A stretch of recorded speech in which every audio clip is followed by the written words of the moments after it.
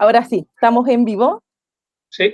Buenas tardes a todos los seguidores de Radio Tetelestai. Estamos en vivo hoy con un increíble entrevistado, una persona, un académico, que para nosotros es un honor tenerlo acá con nosotros, que nos haya podido conceder esta entrevista. Tengo al otro lado de mi pantalla al profesor Antonio Piñero. ¿Cómo está, profe? Divinamente. Y ahora mejor, porque estoy con mis amigos de Chile. Ya tengo algunos, ¿eh? Yo he navegado con un chileno, con dos chilenos. He cruzado el Atlántico a vela, que lo sepas. El barco era chileno. Ay, qué emoción, profe, qué emoción. Lo voy a presentar. Voy a leer un poquito de su currículum, ¿ya? Dice acá que usted es catedrático de Filología Griega de la Universidad Complutense de Madrid, especializado en lengua y literatura del cristianismo primitivo. Es autor, escritor de numerosas obras, 47 contamos, en el ámbito del cristianismo y judaísmo. Junto a su prestigio internacional como investigador, destaca su faceta de comunicador, atestiguada por millones de personas. Maravilloso, profe. Bueno, y ahora se me nota que estoy colorado. ¿Se nota o no? Sí, no, muy bien, profe. Además que Venga, se ve venga. estupendo. Venga, pues adelante. Comenzamos, profesor. Bueno, quería saber, en esta entrevista que yo le pedí muy amablemente y a la que usted accedió de manera tan sencilla, tan espontánea, profe, queremos tratar un tema hoy en día que se comenta mucho, que es el tema de la sexualidad en el Nuevo Testamento. Sabiendo que usted es un experto en Nuevo Testamento, partimos de la base de esta pregunta. Si Jesús no tenía mucho que decir del sexo, ¿cuándo y dónde salieron los preceptos de moral sexual cristiana? O sea, los que tenemos hoy en día. Normalmente son judíos.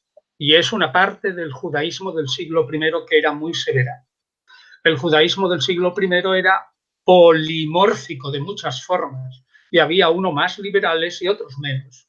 El fondo del sexo judío está todo en el Nuevo Testamento. El Nuevo Testamento está hecho por judíos. Incluso se duda si el evangelista Lucas es un judío o un prosélito. Entonces, no hay otra idea que no sea judía fundamentalmente. Ahora bien, también no cabe la menor duda que hay una parte de religión griega que, aunque la gente no lo sepa, también sublima el sexo. Pero, vamos a ver, Jesús no tiene nada contra el sexo, ni tiene, pero en absoluto. Como todos los judíos, lo único que les ocurre es que entienden el sexo desde el punto de vista de la creación. Es decir, fundamentalmente, fíjate, es curioso, el pensamiento de Jesús, que es totalmente judío, deriva de una exégesis, de una aclaración de Génesis 1:27, cuando dice que Dios hizo al hombre en singular y a la mujer. Fíjate en singular. Y tanto los esenios como algunos fariseos estrictos, ¿sabes lo que pensaban? Que Dios hizo desde toda la eternidad para cada mujer, pensó un hombre para ella y para cada hombre una mujer, y nada más que uno. Esa era la exégesis fundamental. Y a partir de ahí, pues no hay más otra cosa. Por eso no hay nada. Es que Jesús estima tremendamente el matrimonio. Lo único que ocurre es que de ninguna manera tolera el divorcio. Y ningún judío tolera la homosexualidad, ni ningún judío tolera la desnudez. Fíjate si son, digamos, ven el sexo con tanta naturalidad, que yo he contado muchas veces el cuento de un rabino, que es un poco después de la época de Jesús, que como el sábado es el día de alabar al Señor y pasarlo bien, pues entonces era cuando se unía con su mujer y vivía en una corrala, es decir, una casa que tenía un patio, por lo menos aquí en España, es un vocablo del siglo XVI, del español antiguo, es decir, una casa que tiene un patio y todos viven alrededor del patio. Y entonces el hombre, que era muy supersticioso, cuando llegaba el momento de acostarse con su mujer, iba con un cencerro de vaca, diciendo tolón, tolón, diciendo tolón. Y ese cencerro, que era de metal, servía para ahuyentar a los demonios. Es decir, que los demonios podrían meterse dentro, sobre todo, del cuerpo de la mujer, ¿no? Y aprovechando la unión sexual. Pero él avisaba, pues yo me voy a acostar con mi mujer y no pasa nada. Y dice, ahí va el rabino, que va a pasarlo bien con su mujer. Es decir, los judíos son así. Ven el sexo con una naturalidad impresionante, pero no toleran de ningún modo el adulterio, no toleran unas ramas el divorcio, y Jesús tampoco, otros sí la toleran. En tiempo de Jesús estaba permitido el tener varias mujeres, pero ya hacía tiempo que los hombres, la poligamia, los rabinos de la época de Jesús ya prácticamente la habían rechazado. Pero la poligamia dentro del judaísmo no se prohíbe hasta el 1850 y tantos de una manera oficial. Es decir, que un rabino, al fin y al cabo es una religión semita, como los árabes, puede tener dos mujeres. Ahora, no una mujer que tenga dos maridos, no, eso no, porque siempre en estas religiones le dan la ventaja al varón y no a la mujer. Y queda solamente el terreno de la homosexualidad, que ya lo he dicho, de ninguna manera la admite el judaísmo y por lo tanto el cristianismo tampoco. En absoluto, nada, nada, nada, nada, nada. No puede ser, de ningún modo. Digamos, los judíos, yo creo que ya lo he dicho también, muchas veces ven a los homosexuales como si fuera una desviación de la naturaleza. Y vamos, en principio, en el Antiguo Testamento, la homosexualidad o el sexo con animales y todo eso estaba prohibido con pena de muerte. Ahora ya no, por supuesto. Pero fíjate, por ejemplo, los talibanes en el siglo XXI, que han estado lanzando, mataban a los homosexuales, menos mal que ahora ya no lo hacen porque no tienen fuerza. Allí donde iba el que se declaraba o sabían que era homosexual, lo tiraban desde el 10º piso de un rascacielos o de una casa elevada. Es decir, que tenemos un fondo semítico y la homosexualidad no se admite. Entonces, en conjunto, ¿qué diría yo? Lo sexual es normal en el Nuevo Testamento. Es normal en la iglesia primitiva, pero hay una rama igual que ocurre en la religión griega de ese momento, como por ejemplo las vestales en Roma y algunas sacerdotisas en Grecia, que pensaban que la virginidad, sobre todo de las mujeres, era espléndida, pero era para pocos. Así que, en resumen, se veía muy bien el sexo y la evolución posterior ha sido, a partir del siglo III, la que ha ido viéndolo cada vez peor por la sencilla razón de que el cristianismo ha evolucionado en el sentido platónico, a saber, las ideas, lo de arriba, el espíritu es bueno, la carne, lo de abajo, el sexo, es malo. Pero eso es una evolución relativamente tardía del judaísmo. Digamos que empieza con el tercero, aunque hay ya bastante tendencia en el siglo II de algunos que dicen, bueno, ¿yo para qué me voy a casar? Tanto varones como mujeres, ¿no? ¿Yo para qué me voy a casar? Sí, resulta que el mundo se va a acabar enseguida, ¿para qué voy a tener hijos? Si esto se acaba. Así que vamos a dedicarnos a la oración. Pero son evoluciones de un judaísmo rigorista. No sé si me he explicado. ¿Queda claro? Es decir, la mala visión del sexo es más bien moderna y no corresponde tanto al judaísmo como una evolución del cristianismo. Claro, como evolución. Profe, pero en el caso del Nuevo Testamento, la inmoralidad sexual, tenemos a 1 Corintios cuando en el capítulo 6 se habla de quienes no heredarán el reino de los cielos, esta lista. ¿Es tal como lo leemos en la traducción? Sí, no, pero bueno, es el capítulo 15. En el capítulo 6 también se habla de los homosexuales, pero lo que tú dices no habla de la homosexualidad, habla de la carne y la sangre. Míralo, la carne, capítulo 15, 1 Corintios, la carne y la sangre no heredarán el reino de Dios. ¿Y sabes lo que dice ahí? No si te casas o no te casas, no, que cuando te mueres, tu cuerpo, que irá contigo, porque esto es una cosa maravillosa. Eso no lo pensaban la mayoría de los griegos. Y los judíos sí entendían el hombre y la mujer completo. Completo. Sin cuerpo no hay ser humano. Pero en el cielo todo es excelente. Y entonces el cuerpo, por esas ideas platónicas que es carne y sangre, parte platónica, pues entonces se subliman y se hacen espirituales. Y eso es lo que quiere decir Pablo. Todos resucitaremos con cuerpo, pero nuestro cuerpo será espiritualizado, porque la carne y la sangre, es decir, lo humano, lo de abajo, no puede heredar el reino de Dios, que es arriba. Lo de abajo es temporal, lo de arriba es eterno, lo de abajo es perecedero, lo de arriba dura siempre, eterno, y está siempre con Dios, y Dios es espíritu. Pero para que veas cómo son los judíos y cómo es el Nuevo Testamento, Dios es corpóreo en el Nuevo Testamento. Incorpóreo, la palabra asómatos, que no tiene soma en griego, no existe en el Nuevo Testamento, ni en la literatura judía. Un judío y un cristiano primitivo, si tú le dijeras, Dios no tiene cuerpo, te diría, qué tonto eres.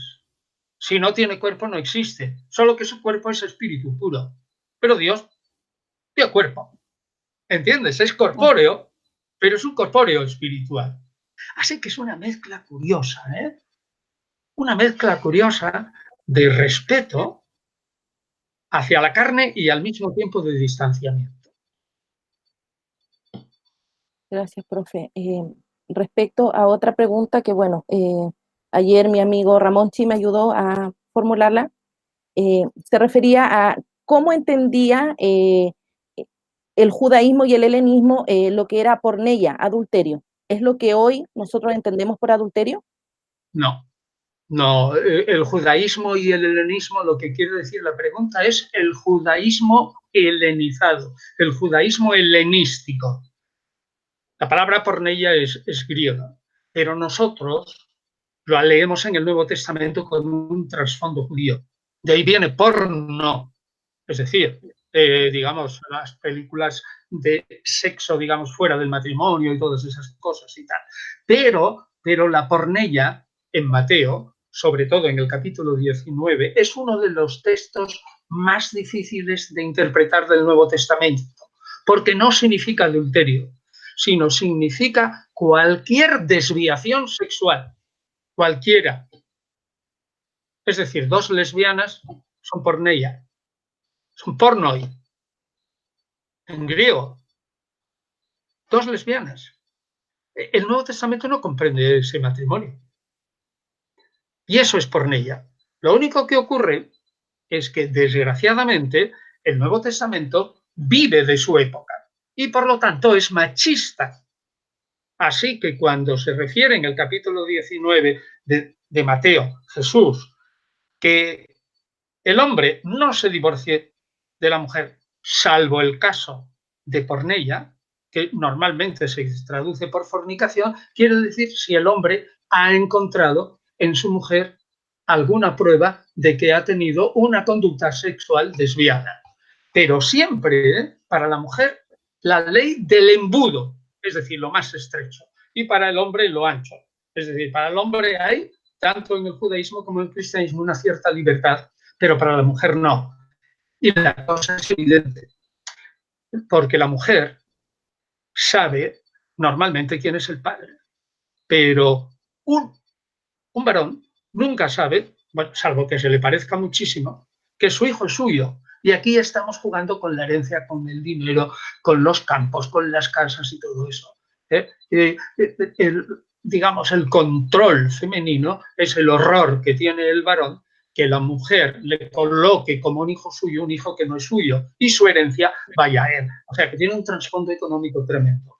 Ese y el estar en una época en la que la fuerza viva tiene más importancia que hoy día es lo que hace que tengamos a la mujer en un punto secundario, tanto en el judaísmo como en el cristianismo. Aparte, que el capítulo 2 del Génesis no el primero que cité antes, sino en el 2, establece que la creación de la mujer es después del varón.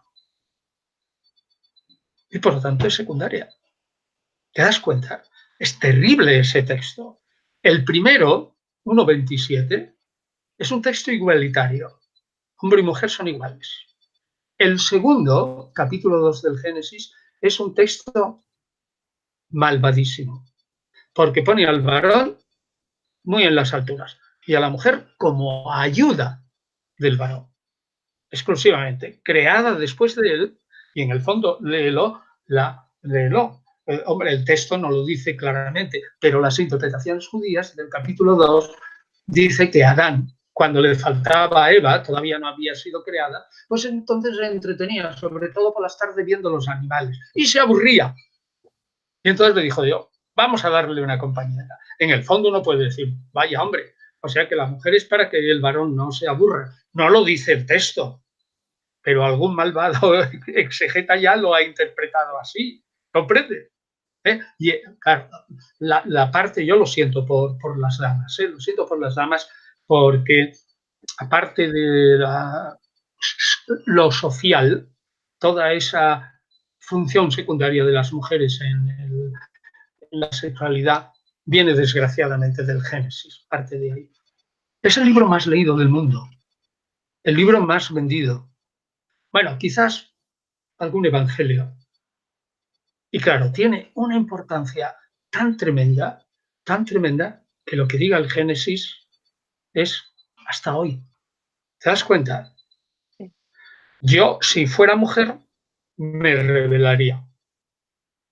Me levantarían armas contra esa idea. ¿Por qué? Pues porque me machaca. Y ¿Qué me es lo que ponen está una... ocurriendo hoy? Pero desde siempre, y hoy es poco. Hoy es poco en comparación con antes. Antes era peor. Lo único que pasa es que hay que distinguir entre la cristiandad occidental, que ha evolucionado bastante bien, y otras religiones y sociedades que no han evolucionado tanto. Uh-huh. Y Me que por refiero a que la tanto, mujer hoy en día se está rebelando a eso, a esa claro, opresión que tiene ha tenido. Uh-huh. no tiene más remedio. Yo lo haría, lo siento mucho, pero yo no dejaría que me machacase, que no. Entonces, profe, comprendiendo que por ella es más bien desviación, no adulterio, Pero desde el punto de vista masculino, respecto a la mujer, respecto a la mujer, o sea, para el hombre no aplica eso. no se aplica tanto. Hombre, Ajá. en la Biblia, claro que salen desviaciones de hombres con animales y hombres con hombres, pero en este caso, en el caso de Mateo, en el capítulo 19 y en el capítulo 10 del Evangelio de Marcos, es clarísimamente el punto de vista es masculino. Ok. Profe, quería preguntarle, bueno, por lo que he leído en varias páginas de análisis que supuestamente se hacen desde el griego, lo de el centurión y su siervo que Jesús sana, ¿es real que ellos fueron homosexuales según el texto? Usted dice si es un texto histórico. Eso es lo que quieres decir. No, no si es histórico, si realmente ahí dice que ellos dos eran homosexuales y que Jesús sana a ese siervo. Bueno, ahora lo entiendo, es que no lo había oído bien, perdona, no lo había entendido. No. Ese siervo puede ser su hijo. Pais es un siervo. La palabra griega es pais, de ahí viene paideia, pedagogía, lo que se aplica al niño, y también la paidofilia, la pedofilia. Todo está junto. Pero en un texto en que sale pais, tú no puedes saber nunca si ese era homosexual o no. Ahora, a mí ni se me había ocurrido ni en un solo momento esa interpretación, ni se me ocurre de ningún modo, puesto que salvo que yo sepa el Evangelio secreto de Marcos, que es un falso, y un falso del siglo XX, Jesús como homosexual, vamos, no aparece, no aparece. Hay un par de textos, sobre todo uno, pero bueno, no quiero meterme aquí ahora porque son evangelios apócrifos y estamos hablando de Porneia, del Nuevo Testamento y todo esto. No. El centurión y su siervo yo realmente no le haría el menor caso a esa interpretación, porque el texto, tú no te puedes inventar lo que te dé la gana. Ahí está mi libro, La aproximación al Jesús histórico, editado por Trota, y que hay versión electrónica, ¿eh? Puede llegar a Chile perfectamente por la versión electrónica. O si no lo hay, pues lo habrá enseguida. Bueno, pues es que es imposible que nosotros digamos lo que nos dé la gana con el texto del centurión. Nosotros tenemos unas reglas y ningún exegeta, es decir, intérprete, que se atenga a las reglas académicas, es decir, a lo que llevamos de tradición desde hace 250 años, ninguno seriamente hace esa interpretación que tú me dices. Ahora, hay gente por ahí que dice lo que le da la gana. Ellos son los que dicen lo que le da la gana porque no tienen una metodología. Y tú sabes perfectamente que yo soy muy escéptico y muy agnóstico y muy poco creyente, pero sumamente respetuoso con la religión. Yo no me meto jamás con la religión. Allá cada uno. Y si le viene bien, estupendo. Me meto solo con la historia. Entonces, históricamente esa interpretación es sumamente improbable, por no decir imposible, porque el texto no lo dice. Y si el texto no lo dice y el entorno del texto, el contexto, no lo dice, lo que tú interpretes, fuera del texto y del contexto y de ese conocimiento del ambiente en el que se desarrolla esa escena, sea o no real, esa interpretación, repito, es imposible, me parece a mí. ¿Te parece duro, no? Claro, sí.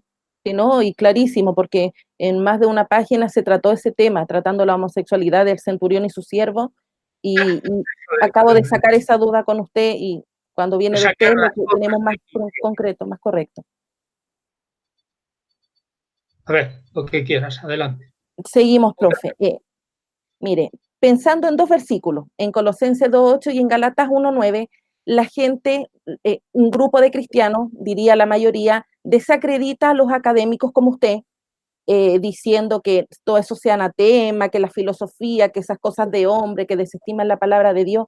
¿Cuál No, sería? en Gálatas no, en Colosenses y Efesios sí, en Gálatas no. En Gálatas 1:9 no dice eso de ningún modo. Lo usan diciendo sea anatema, esos nuevos evangelios, diciendo que estos académicos traen como algo nuevo. No son académicos. Lo que ataca Colosenses y Efesios es la así llamada gnosis, es decir, el conocimiento secreto de lo divino. No tiene que ver nada con el académico platónico, aunque sí se habla de vanas filosofías en algún momento, pero son escritos muy tardíos del Nuevo Testamento.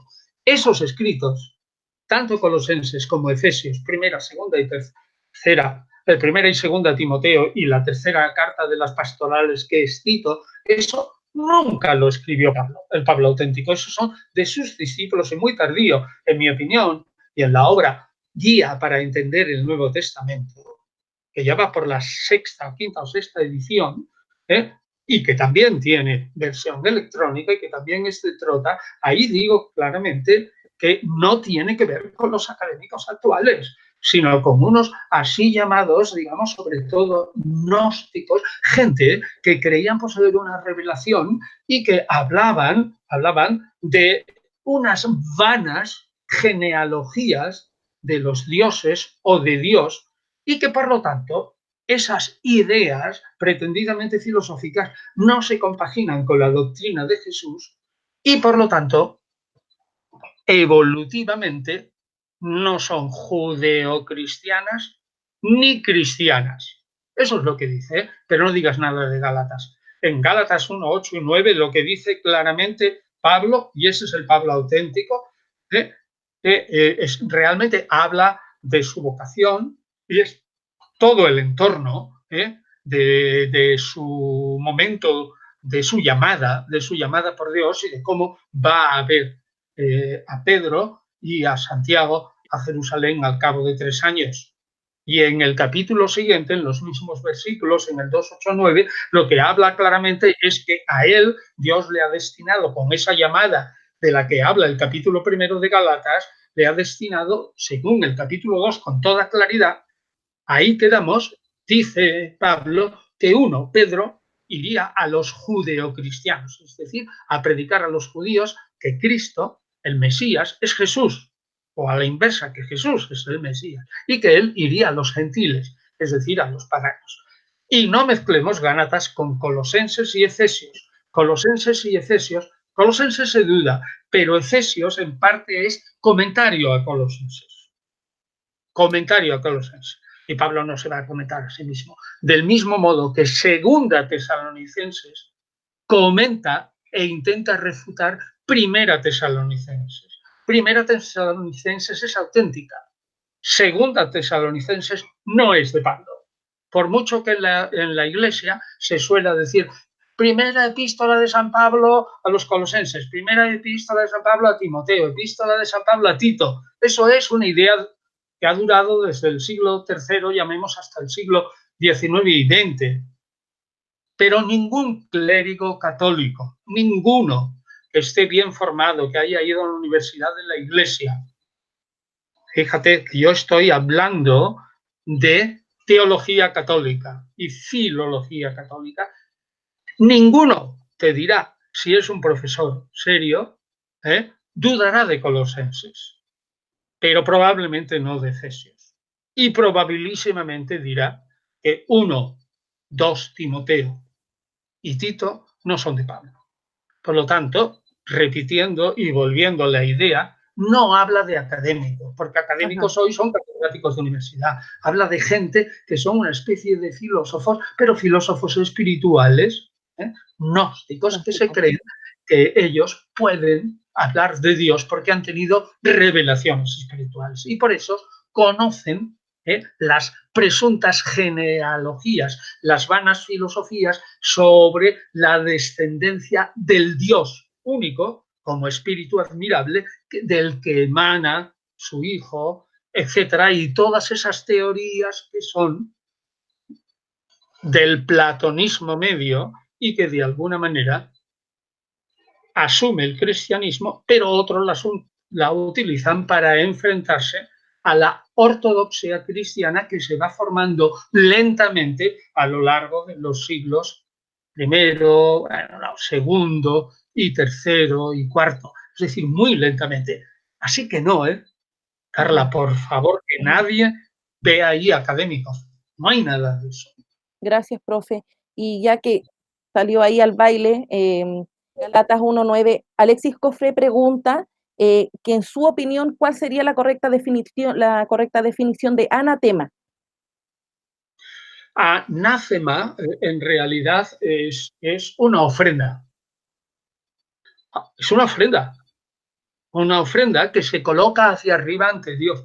En realidad, un anátema es una ofrenda, tanto en griego como en el sustrato hebreo. Ahora bien, el anatema, muy antiguo, proviene de la leyenda de la conquista de Canaán por los israelitas, es decir, el libro del Éxodo. Y Dios, dice el libro del Éxodo, que lo crea quien le parezca bien, que Dios concede a su pueblo elegido la tierra de Canaán, pero tiene que matar, si conquista una ciudad, tiene que matar a todos. Matar a todos, incluso los ganados, incluso mujeres y niños, para que no quede a nadie que pueda seducir al pueblo. Por eso, anatema, en el griego posterior, quiere decir Dios te aniquile. Yo te mando a Satán, anatema seas, y lo emplea San Pablo, para que Dios te aniquile. ¿Por qué? Pues porque te hace una ofrenda a la divinidad en la que todo se quema y todo se destruye. Por ejemplo, en 1 o 2 Samuel, ahí hay un rey a quien Samuel critica durísimamente por no haber asesinado a todo el mundo. Y se quedó, fíjate que estamos en el Antiguo Testamento, se quedó con parte del botín. Tendría que haber sido aniquilado, porque Yahvé es un Dios celoso y no admite que nadie se quede con cosas de otros dioses, ni siquiera que vivan los cananeos que adoran a otros dioses que no es él. ¿Entiendes ahora? O sea que la palabra ofrenda empieza a evolucionar a ofrenda especial y ofrenda que aniquila todo, que se quema todo por el fuego o por la espada. Y de ahí viene, tanto en los manuscritos del Mar Muerto como en el Nuevo Testamento, el que se diga, te condeno al anatema, que de hecho es que Dios te mate. Que Dios te mate, claro. Una ofrenda a Yahvé. Profe, escuché por ahí en una de sus entrevistas sobre el Nuevo Testamento que salía este 2019. Sí, si La Dios gente quiere. pregunta por eso. ¿Cómo vamos con eso? ¿Cuándo podría ver la luz ese Nuevo Testamento? Sí, el Nuevo Testamento se está maquetando ya. Ese Nuevo Testamento tiene una traducción absolutamente nueva y yo creo que muy fidedigna y muy literal. Y tiene una introducción general muy grande. Y comenta, somos solo 3 personas, ¿no? Yo tengo la parte del león, tengo más, porque esa idea la tuve yo al principio, pero yo tengo mis colaboradores que son excelentes. Para la traducción está Carmen Padilla, la única del grupo, y Gonzalo del Cerro. Pero también para revisión de las traducciones está Gonzalo Fontana, que es catedrático de la Universidad de Zaragoza, y José Montserrat, el que publicó una obra, La Sinagoga Cristiana, que es espléndida, que es catedrático de filosofía griega, ya en mérito de la Universidad Autónoma de Barcelona y yo de la Complutense. Es decir, 3 universidades, nos hemos unido 4 en realidad, porque o si quieres Gonzalo del Cerro serían 5 porque él estuvo en Málaga, en la Universidad de Málaga, y Carmen Padilla en la Universidad de Córdoba. En realidad, 5 universidades nos hemos unido para sacar un Nuevo Testamento que, además de una buena introducción, cada obra tenga una buena traducción, cada obra tenga una introducción puramente histórico-crítica, puramente crítico y literaria, que no sea confesional, que no dependa de iglesia alguna, que respete en el sentido, las opiniones, no, las ideas no se respetan, las ideas son, a lo que se respeta es a las personas que portan las ideas. Y nosotros hacemos eso. Cuando estamos haciendo la explicación, sobre todo de los evangelios, que los dividimos en trozos, nos mojamos, nos metemos en el mar, los pies en el agua, no nos quedamos en la orilla, sino que nos mojamos y allí decimos, pues mira, esto parece auténtico, esto lo dijo o no lo dijo Jesús, pero no porque me parezca a mí, sino por esta y por esta razón. O todo breve, claro, porque para todo el Nuevo Testamento son unas 1500 páginas o 1700, depende del formato que sea al final, pero será un libro barato, para lo grande que es. Y resulta que nos mojamos, como digo, nos metemos dentro del agua, sobre todo en los evangelios decimos, la mayoría de los exegetas dicen que esto no lo dijo Jesús, sino que lo dijeron sus discípulos y es una interpretación de la iglesia posterior. Lo que tantas veces me han dicho, dígame, trozo por trozo en los evangelios, si eso es auténtico o no. Eso lo hacemos en este libro. Mega obra, oiga. Es una obra estupenda en ese sentido, pero no porque nosotros seamos más listos que nada, no, sino simplemente porque nosotros somos independientes. No estamos sujetos a confesión ninguna. Es un Nuevo Testamento laico, en el buen sentido, pero aconfesional y respetuoso. Cuando venga una teoría, pues diremos, los católicos opinan esto, los protestantes opinan esto, los independientes opinan esto. Oiga, usted, lector, opine lo que quiera. Hombre, puede ser que se nos vean las orejitas de duende caminando por el bosque y tal, que somos a lo mejor unos pillines y se nos note, ¿no? Que nos inclinamos por una opinión o por otra, pero intentamos ser bastante neutrales. Ahora bien, no te quepa la menor duda que en ese sentido es una obra única en el mundo. Y te diré, no, repito, no porque los 3 autores y los 2 traductores seamos más listos que nadie, no es por eso.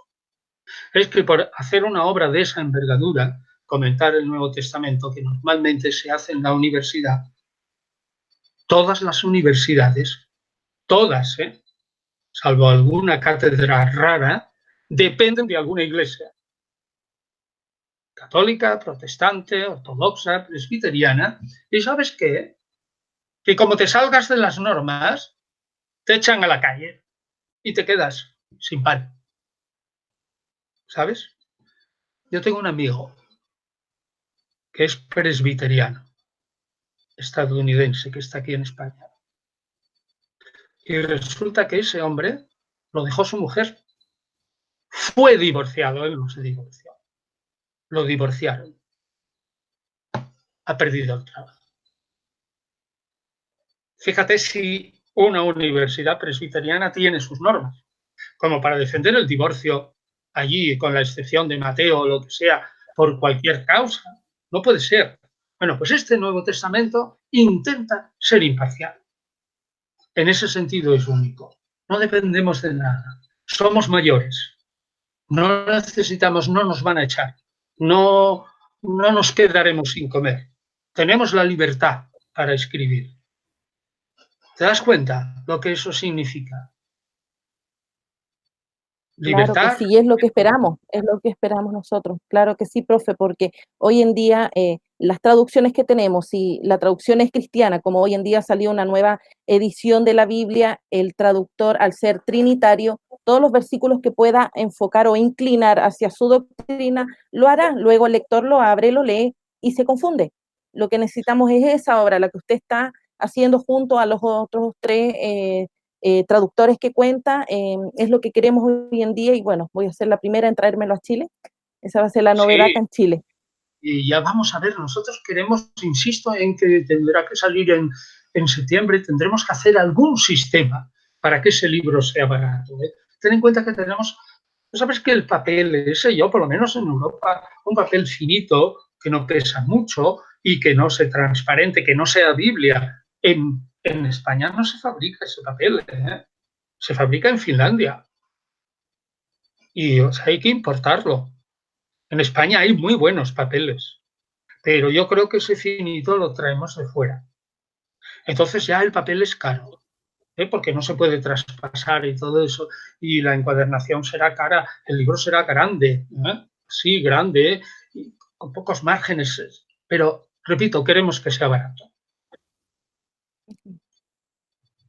Buenísimo, profe. Bueno, Y, y bueno, de Finlandia, claro, el costo va a ser muy diferente, pero aún así va a ser un éxito porque hoy en día hay un despertar en las religiones, la religión cristiana, mucha gente ya quiere salirse de esas doctrinas que le han enseñado por años, de generación en generación, y están despertando y están escuchando académicos como usted con este tipo de enseñanzas apegadas más a la crítica y les gusta y quieren a seguir la aprendiendo. historia, A la nosotros intentamos, historia, yo soy una de ellas, yo soy uno porque de esos testimonios. sabes que la exégesis, la interpretación, es pura historia, es un acto de historia. Si tú haces bien historia, en realidad el traductor y el intérprete tiene que ser un buen historiador. Sí. Claro que sí. Y para terminar, profe, porque yo sé que allá es bien tarde, Juan Sierra, un amigo mío, me pregunta si usted acaso imparte cursos online.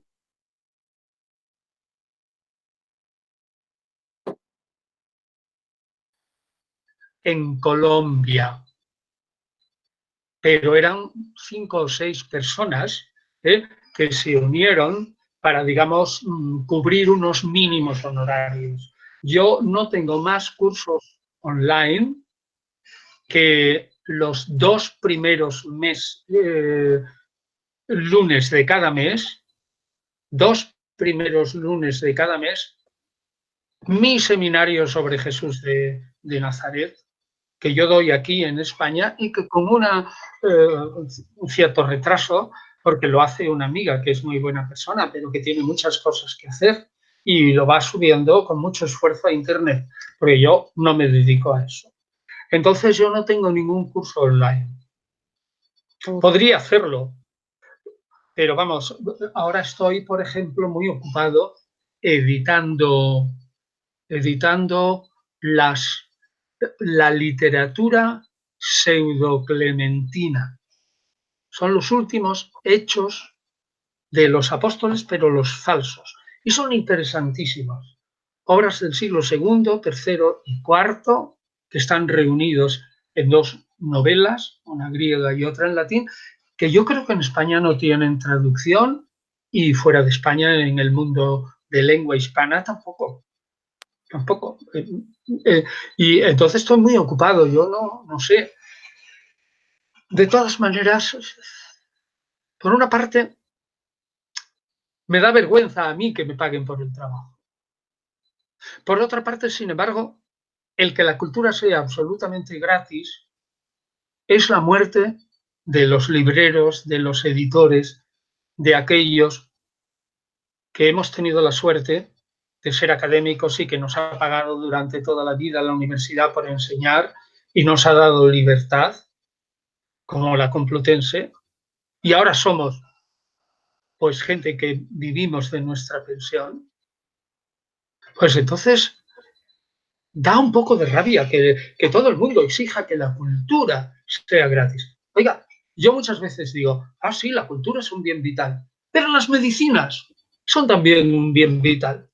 ¿A que no hay ninguna empresa farmacéutica que te dé las medicinas gratis? Ni ninguna farmacia. Ni normalmente, salvo a médicos y farmacéuticos que van, digamos, fuera y que son gente maravillosa de organizaciones no gubernamentales. Realmente la cultura absolutamente gratis, a la larga, es malo. Es malo. Ajá, claro. Se hunden los libreros, se hunden los libros, se hunden los autores. Bueno, yo no sé. ¿Sabes una cosa? Diga. Pues que yo creo que, como tú decías en alguna ocasión, creo que sí que tengo bastantes lectores. Pero yo estoy seguro que si ahora por cualquier medio yo cobrara mis clases, mis videos o vídeos, como decimos aquí, lo acentuamos de distinta manera, ¿no? O estas clases, programas de radio, de 6.000 a 8.000 lectores diarios que creo que tengo, si es que no me equivoco por lo que dicen los contadores. Si yo cobrara $1 solo o €1, yo creo que me quedaba en 100 lectores. De 6.000 en 100. Así de triste es eso. Sin embargo, los colombianos sí que me pagaron esa clase. Fueron muy honestos. Pero yo ahora tengo mucho trabajo. Si alguien quiere una clase online, pues tendría, digamos, que sacarme de mi trabajo pagándome unos ciertos honorarios. Pero creo que gratis,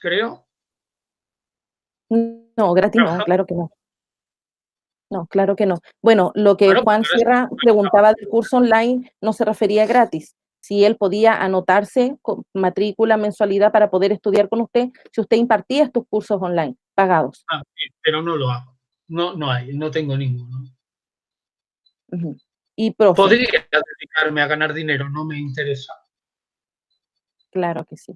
Profe, ahora la última, para cerrar. Ay, me llega a dar nervio preguntarla, pero igual lo voy a hacer. El Antiguo Testamento, la Biblia hebrea, ¿hay en ella una profecía que se cumpla en el Nuevo Testamento que se refiere a Jesús?